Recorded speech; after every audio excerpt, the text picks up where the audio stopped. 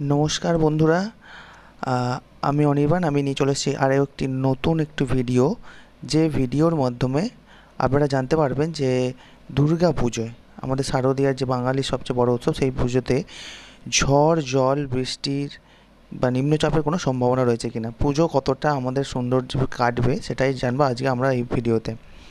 IMD weather update, ফের নিম্নচাপের চোখ রাঙানিতে বৃষ্টির আশঙ্কা বাংলা জুড়ে।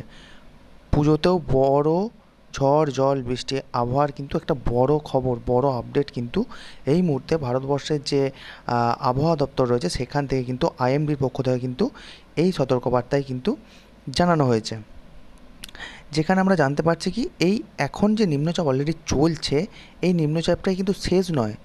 ভারতের মৌসুম ভবন কিন্তু এটাই জানাচ্ছে কিন্তু অক্টোবরের প্রথম সপ্তাহ এবং দ্বিতীয় সপ্তাহে কিন্তু আবারও নতুন করে বাংলায় ঝড় বৃষ্টির সম্ভাবনা কিন্তু রয়েছে।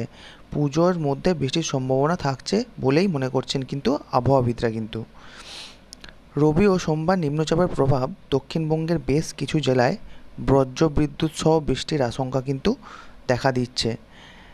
উড়িষ্যা সংলগ্ন উপকূলের জেলাগুলিতে বিক্ষিপ্তভাবে ভারী বৃষ্টির কিন্তু আশঙ্কা কিন্তু এই রিপোর্টে কিন্তু প্রকাশ করা হয়েছে।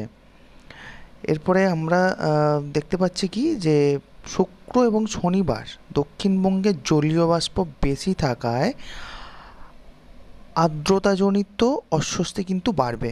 দেখো, জলীয় বাষ্প যখন বেশি থাকে সেক্ষেত্রে তখন আমাদের কী হয়, আর্দ্রতাজনিত একটা ভ্যাপসা গরম কিন্তু আমরা অনুভব করি। দার্জিলিং থেকে সিকিমের পার্বত্য এলাকায় গরম এবং অস্বস্তি দুটোই বাড়বে আগামী 7 এবং 8 তারিখ। এখন পর্যন্ত মৎস্যজীবীদের কোনো সতর্কবার্তা নেই, কিন্তু মৎস্যজীবীদের কিন্তু সতর্কবার্তা সেরকম কিন্তু কিছু জানানো হয়নি। কলকাতায় শুক্রবার পরিষ্কার আকাশ, তাপমাত্রা ক্রমশ বাড়বে, বাতাসে জলীয় বাষ্প বেশি থাকার কারণে অস্বস্তি কিন্তু বাড়বে।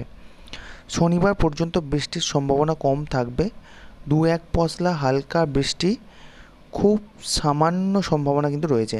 এই সম্ভাবনা রবিবার একটু বেশি থাকবে, অর্থাৎ রবিবারে কিন্তু একটু বৃষ্টির কিন্তু সম্ভাবনাটা একটু কিন্তু বেশিই থাকবে। কিন্তু শুক্রবার সকালে সর্বনিম্ন তাপমাত্রা ছিল কিন্তু 28.6 ডিগ্রি সেন্টিগ্রেড, যা আন্তর্জাতিক তাপমাত্রা থেকে 2.3 ডিগ্রি সেলসিয়াস বেশি।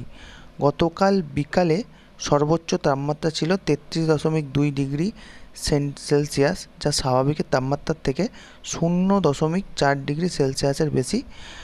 বাতাসে জলীয় বাষ্পের পরিমাণ 70 থেকে 90%। ঘন্টায় কলকাতা শহরে তাপমাত্রা থাকবে 28 থেকে 30 ডিগ্রি। এরকমই প্রতিদিনের ওয়েদার আর আপডেট পেতে আমাদের চ্যানেলটিকে সাবস্ক্রাইব করে রাখুন। কৃষিকাজ নিউজ চ্যানেলটিকে সাবস্ক্রাইব করে রাখুন। এই চ্যানেলের মাধ্যমে আপনি প্রত্যেক দিনের নিউজ আপডেট পেয়ে যাবেন, এবং চ্যানেলটির বেল আইকনটি প্রেস করে রাখুন, যাতে করে আমরা যখন ভিডিও নতুন করে আপলোড করব, যাতে করে সরাসরি আপনি তাড়াতাড়ি কিন্তু আপনি যাতে নোটিফিকেশানটা পেয়ে যান যে আমরা নতুন ভিডিও এনে নিয়ে এসেছি। এবং লাইভ সাবস্ক্রাইব করে আমাদের পাশে থাকুন। ধন্যবাদ।